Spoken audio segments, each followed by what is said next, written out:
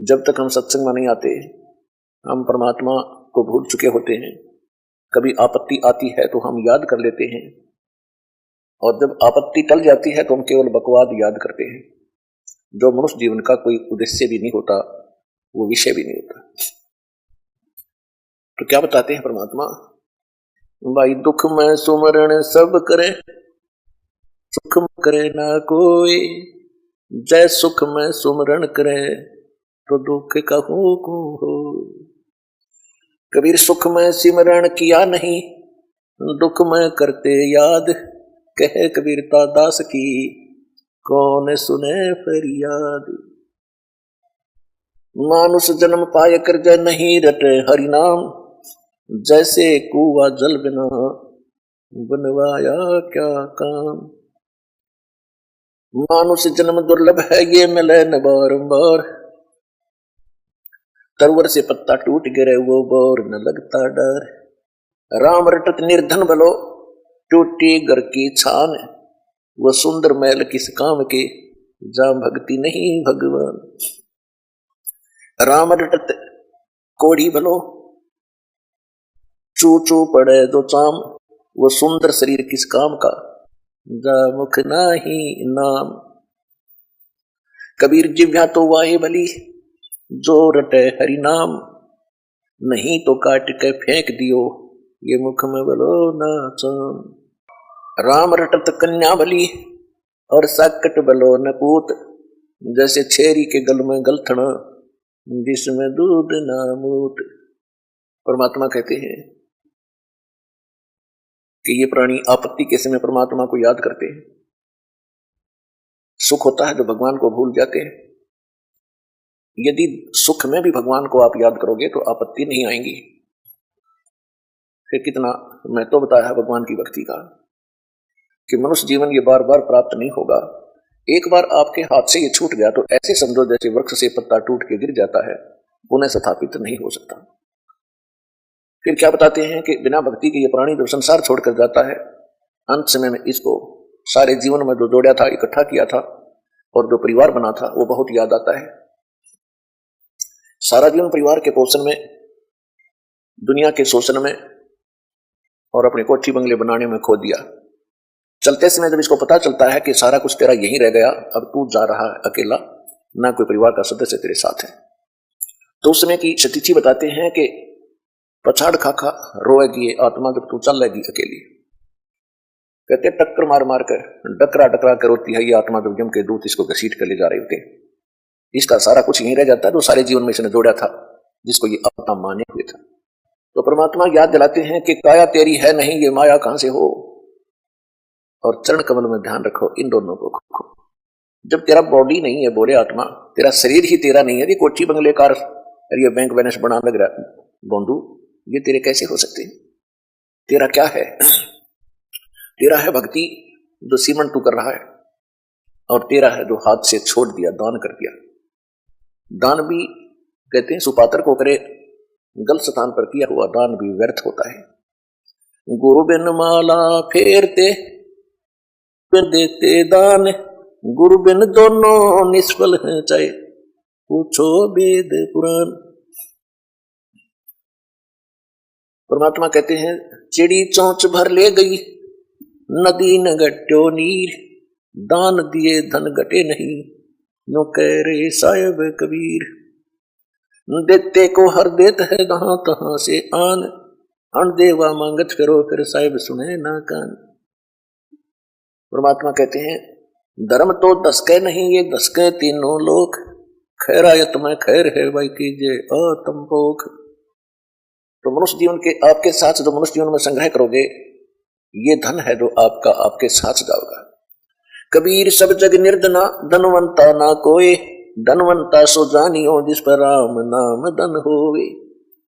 कि सारा संसार निर्धन है, जिसके पास सत्य भक्ति जो राम का नाम का धन है, यानी सच्चे मंत्रों की कमाई जो है राम नाम का धन होता है, वो एक धनवान है। बाकी संसारिक संपत्ति, भौतिक जिसके पास संपत्ति है उसको अध्यात्म मार्ग में धनी नहीं माना जाता। फिर क्या बताते हैं कबीर, राम रटत निर्धन भलो और टूटी घर की छान। वो सुंदर महल किस काम के जहां भक्ति नहीं भगवान। पुण्यात्माओं, आज परमात्मा के बच्चे जिनको दीक्षा प्राप्त हो चुकी है, उसके परिवार के अंदर एक मिनी आश्रम बन गया। ऐसा स्थान बनाया जाता है जहां भगवान के स्वरूप को रखते हैं, जहां परमात्मा की ज्योति जलाई जाती है। सभी उठकर वहां प्रणाम करते हैं। सुबह और शाम दोपहर को भगवान की चर्चा चलती है, रमैणी होती है, आरती होती है, सुबह के नित्यनेम होते हैं। फिर दिन में जब भी टाइम लगता है, कोई मंत्र कर रहा है, कोई सिमरन सतनाम का कर रहा है, तो कितना माहौल बदल गया ना। उसमें बकवाद बतलाना, वो न बोला, वो न बोला, उसका नाश होगा, उनका ऐसे नुकसान होने वाला है, वो ऐसी गलती करते हैं। तो इस तरह की बकवादें बतला के उस परिवार, उस घर के अंदर हम ये कुविचार छोड़ देते थे। फिर वो कुविचार हमारे मस्तिष्क में टकराते रहते थे, हमें डिस्टर्ब रखते थे, शांति नहीं होने देते। और जब परमात्मा की महिमा और अमृतवाणी जब स्टार्ट होती है तो कुविचार ऊपर चले जाते हैं और सुविचार उस घर में धीरे धीरे स्थापित होने लग जाते हैं। फिर घर में शांति शुरू हो जाती है। ये तरीका है।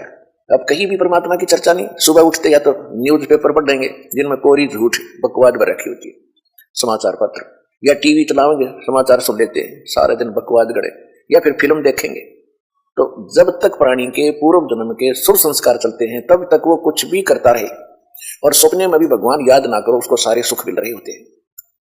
तो संसार ये देखता रहता है, भगत भी डिस्टर्ब हो जाते हैं कि हम भक्ति भी कर रहे हैं, हमें आपत्तियों का फिर भी कोई ना कोई सामना करना पड़ जाता है।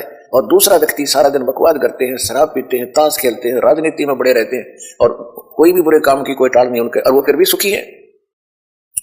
तो इसको देखकर विचलित ना होना, परमात्मा के बताए इस पॉइंटों को, बिंदुओं को ध्यान से सोचना। कहते वो पिछले जन्म के पुण्यकर्मी प्राणी हैं, और जब तक उनके पुण्य चलेंगे, वो कितने को बद करो, उनको कोई हानि होने वाली नहीं है। और जब उनके पुण्य समाप्त होंगे, फिर पाप कर्मों का दौर शुरू होगा। फिर देखना उनके घर में के कैर टूटेंगे। और आप के ऊपर भक्ति करते करते भी दिक्कत आ रही है, तो अगर भक्ति ना करते तो आपका तो सर्वनाश हो जाना था। विचार कीजिए, जैसे आप जी ने सर्दी के मौसम में कंबल ले रखा है या स्वेटर पहन रखी है, और सर्दी फिर भी लग रही है, तो ये ना सोचना कि आप उस स्वेटर ने आपका बचाव नहीं कर रखा। अब जैसे यहाँ भक्त कई कहते हैं जी हमने पाठ भी करवा लिया, जोत भी बोल दी, चौथी हाजिरी भी लग गई, अभी तक हमें कोई विशेष लाभ नहीं हो पा रहा। ये तो हो ही नहीं सकता कि जब आप इतना कर्म कर रहे हो भक्ति का तो कोई लाभ ना हो। ये तो आपकी अनजान सोच है, बालक बुद्धि है। अब जैसे सर्दी का मौसम है, किसी ने स्वेटर पहन ली और फिर भी उसको सर्दी लग रही है, तो ये ना सोचना कि स्वेटर ने अपना काम ना कर रखा। स्वेटर अपना काम कर रही है, लेकिन सर्दी अधिक है तो उसके लिए जर्सी और पहन ले ऊपर के, और उसके बाद भी सर्दी महसूस हो रही है तो कंबल ओढ़ ले। यानी ये नहीं है कि ये कहना कि मैंने जर्सी भी पहन ली फिर भी सर्दी का लग रही है हाथ पैरों को। तो ये तो अनजान व्यक्ति कहेगा जिसने इस प्रोसेस का पता नहीं, भगवान के मार्ग का ज्ञान नहीं। तो जो आप पुण्य कर रहे हो और विधिवत कर रहे हो, पूरी विधि यहां पर प्राप्त है। गुरु जी के बिना दान करना व्यर्थ है। आप जी को सतगुरु मिले, आप जी को विधि मिली है, आपको पूर्ण परमात्मा मिला है, पूर्ण परमात्मा का मार्ग मिला, सतभक्ति मिली है, और फिर आप साधनाएं सही कर रहे हो, तो आप ये ना सोचना कि आपको लाभ नहीं हो रहा। आपके पाप कर्मों की सर्दी घनी है, और ये करते करते भी कहीं ना कहीं से थोड़ी बहुत ठंड महसूस हो रही है। यदि ये ना कर रहे होते तो नमूनिया होकर मर जाते, ये समझ लेना।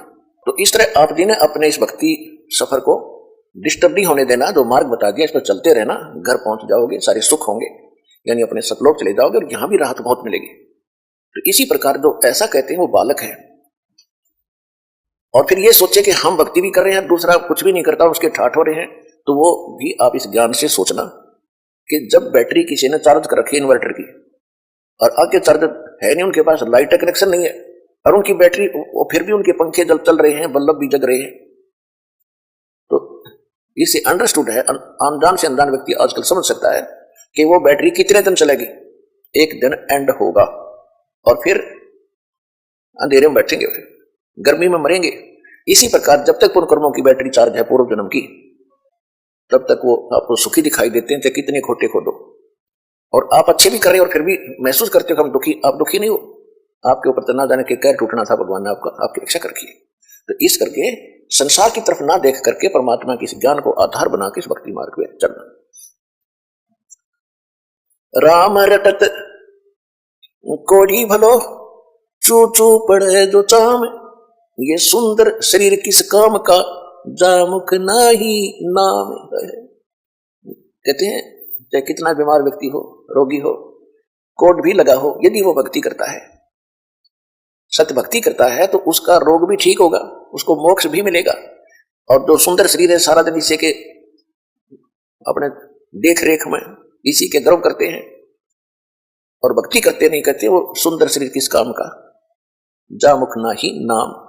फिर कहते राम रटत कन्या भली और साकट भलो न पूत, बकरी के गल में गलथना जिसमें दूध न मूत।